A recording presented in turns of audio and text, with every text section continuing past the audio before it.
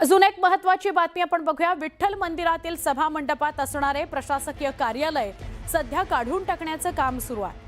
काही वर्षांपूर्वी तत्कालीन परिस्थितीत एका देणगीदाराच्या देणगीतून विठ्ठल मंदिरात अधिकाऱ्यांना बसण्याकरता कार्यालय उभं करण्यात आलं होतं।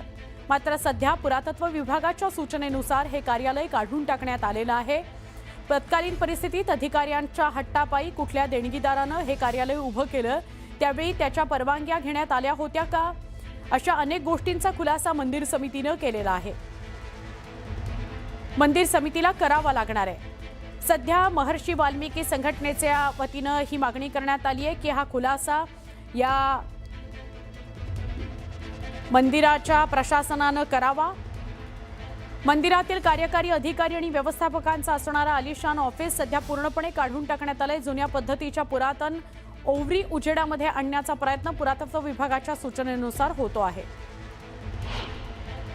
3 वर्षाखाली इथं भव्य दिव्य 50 लाख रुपये खर्चून फर्निचर केलं होतं आणि ते कुठल्या तरी डोनरने केलं होतं। मंदिर समिती अद्यापर्यंत डोनरचं नाव सांगत नाही आणि पुरातत्व विभागानं सांगितलं की हे मंदिराच्या या सभागृहाला आणि ह्याला शोभत नाही फर्निचर, म्हणून हे फर्निचर काढलं।